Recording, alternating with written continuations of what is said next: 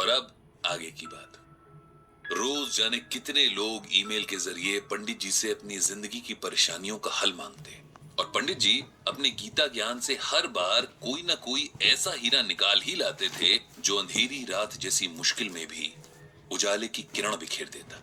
लेकिन कई बार दूर के लोगों को समझाना आसान होता है, अपने आसपास के लोगों को बिल्कुल नहीं, क्योंकि तब आप भी उनके दुख में दुखी होते हैं और तब उनके साथ आपको खुद को भी समझना होता है, जो कि दुनिया का सबसे मुश्किल काम है। पंडित जी भी कल रात से ऐसे ही एक डिलेमा में फंसे हैं। उनके बहुत खास दोस्त रविकांत दुख की नदी में डूब रहे हैं और पंडित जी को समझ नहीं आ रहा है कि कैसे अपने दोस्त को डूबने से बचाएं। क्या कहें ऐसा कि उनके मन को हिम्मत मिले। कहने जाते भी हैं तो अपना ही गला रुआंसा हो जाता है। रह रह कर बस पुराने वक्त की यादें आंखों के आगे आ जाती हैं। यादें जिनमें वे खुद हैं, उनकी पत्नी है रविकांत हैं और रविकांत की पत्नी रश्मि है, जो कल अचानक से उनके दोस्त को अलविदा कहकर अनंत की यात्रा पर निकल गई हैं और पीछे छोड़ गई हैं उनके दोस्त को, जिसके बारे में तमाम मित्र मंडली मजाक बनाती थी कि वो तो किसी के सपने में भी बिना रश्मि के नहीं जाता।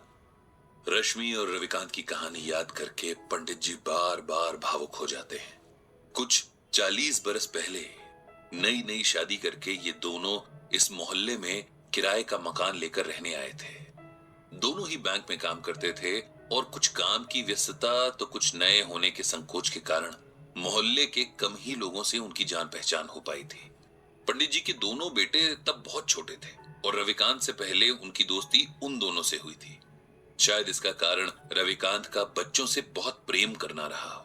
धीरे धीरे बच्चों की ये दोस्ती उनके माँ बाप तक पहुंची और ये चारों भी आपस में बहुत अच्छे दोस्त बन गए। ईश्वर के खेल भी अजब निराले हैं। जिस रविकांत को बच्चों से अथाह प्रेम था, उसी को औलाद के सुख से वंचित रखा। पंडित जी की पत्नी के साथ रश्मि ने जाने कितने डॉक्टर्स के चक्कर लगाए, कितने मंदिरों में माथा टेका, जाने कितने दिन भूखे रहकर व्रत उपवास किए, लेकिन औलाद भाग्य में नहीं थी, सो नहीं मिली। रविकांत ने कभी भी रश्मि के आगे ये जाहिर नहीं होने दिया कि संतान ना होने का उन्हें कोई दुख है, बल्कि वे तो रश्मि को समझाते रहते कि उसे सच को स्वीकार कर लेना चाहिए और एक कमी के पीछे जीवन की बाकी खुशियों को नजरअंदाज नहीं करना चाहिए। हालांकि रश्मि को यह मलाल सदा रहा कि वो मां नहीं बन सकी और वो हमेशा अपनी ममता पंडित जी के दोनों बेटों पर लुटाती रही। समय के साथ दोनों परिवारों की दोस्ती और मजबूत होती गई और हर सुख दुख एक दूसरे के सहारे आराम से निभता रहा। उन दोनों में अलग तरह का प्रेम और समर्पण भाव था। दोनों जहां जाते साथ जाते, यहां तक कि सब्जी लेने भी उनकी पसंद और नापसंद हैरान करने की हद तक एक थी। उनका स्वभाव भी एक जैसा, ऐसा लगता था कि जैसे दोनों की ही पर्सनालिटी एक ही रंग से लिखी गई थी। उनके मन एक ही सांचे में ढाले गए थे। एक दूजे के बिना उन दोनों की कल्पना भी नहीं हो सकती थी। और आज वही जोड़ा टूट गया था। जो अकेला छूट गया था, उसके बाकी बचे जीवन की कल्पना भी अब मन में सिहरन पैदा कर रही थी। किसी तरह बड़ी मुश्किल से रविकांत को सहारा देकर उन्होंने अंतिम क्रिया से जुड़ी विधियां करवाई थी। रविकांत का हाल ऐसा था कि जिसे देखकर पत्थर भी पिघल जाए। उसका विलाप, उसके आंसू देखकर तो मौत के देवता की आंखें भी भर आई होंगी। कभी मजाक में शायद रश्मि ने रविकांत से कहा होगा कि अंत समय में उन्हें गंगा किनारे जलाया जाए और उनकी अस्थियां मां गंगा की गोद में बहाई जाए। सो उनकी इसी इच्छा का सम्मान करते हुए रविकांत ने पंडित जी से रश्मि को हरिद्वार ले जाने की बात कही और इंतजाम करने का अनुरोध किया। हरिद्वार के पूरे रास्ते जैसे रविकांत बेसुध थे। उन्हें देखकर ऐसा लग रहा था कि मानो ये दुख में डूब जाना चाहते हैं। न उनके उबरने की शक्ति बची थी और न ही इच्छा। रविकांत को कुछ होश नहीं था कि कब लोगों ने जबरदस्ती उनसे अंतिम क्रिया की रस्में करवाई और कब उन्होंने किसी और के सहारे से खड़े होकर रश्मि को अंतिम विदा देकर अग्नि के हवाले कर दिया। उनकी नजरों के सामने बस राख थी, ठंडी और बेजान। इधर अंतिम संस्कार के साथ आए लोगों के लिए पंडित जी ने नाश्ते का इंतजाम करवा दिया था। सब उधर बिजी थे और रविकांत अकेले एक बेंच पर बैठे जाने दुख के कितने गहरे समंदर में डूबे जा रहे थे। दूर खड़े पंडित जी ये सब देख रहे थे। उन्होंने तय किया कि उन्हें रविकांत को इस सदमे से बाहर लाना ही होगा, उन्हें सच को स्वीकार करने का हौसला देना ही होगा, क्योंकि अगर ये अभी न हुआ तो कभी नहीं हो सकेगा। रविकांत के पास जाकर उन्होंने धीरे से उसके कंधे पर हाथ रखा और ऊंची आवाज में भगवत गीता का ये श्लोक पढ़ा।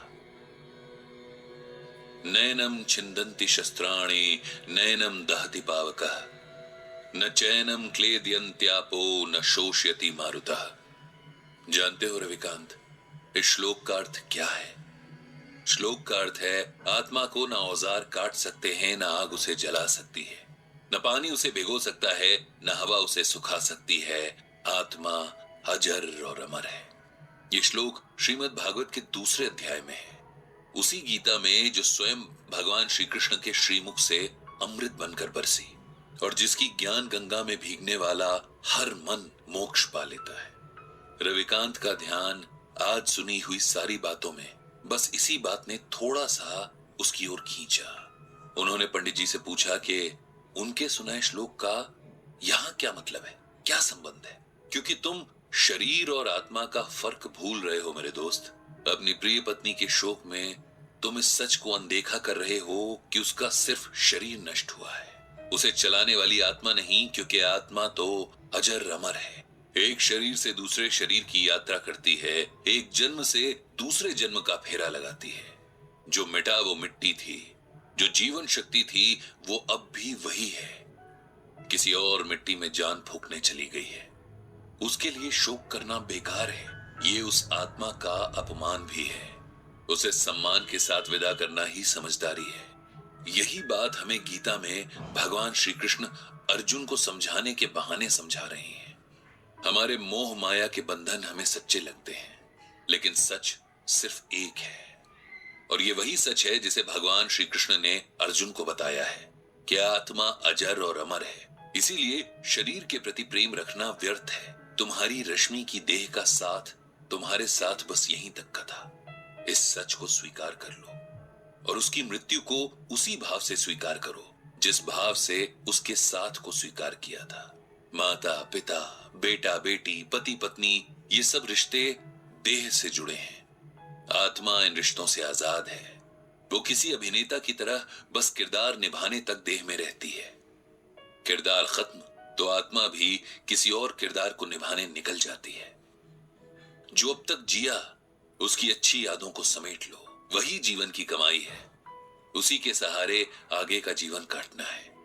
उस आत्मा को प्रणाम करो और खुद को शरीर के मोह से आजाद करो। पंडित जी की इन बातों को सुनकर और भगवत गीता के श्लोक की व्याख्या सुनकर रविकांत के मन को ऐसी हिम्मत मिली जैसे किसी डूबते हुए को किसी मजबूत हाथ का सहारा मिल गया हो। जीवन के लिखे को स्वीकार करने की प्रेरणा ने जैसे उसके डगमगाते कदमों में ताकत भर दी थी। उसने तय किया कि अपनी मर चुकी पत्नी की यादों को सम्मान देते हुए अब उसकी मृत्यु की सच्चाई को भी सम्मान देगा और साथ ही और भी गहराई से श्रीमद् भगवत गीता के ज्ञान को समझेगा। इधर खुद पंडित जी का मन भी अब शांत हो गया था। उन्होंने मन ही मन श्रीमद् भगवत गीता और भगवान श्री कृष्ण को प्रणाम किया। उनको धन्यवाद दिया कि उन्होंने गीता के रूप में मनुष्य के लिए हर मुश्किल परिस्थिति का हल पहले से ही बता दिया है, बस उसे ढूंढने और समझने की जरूरत है। ये गीता ज्ञान आपने सुन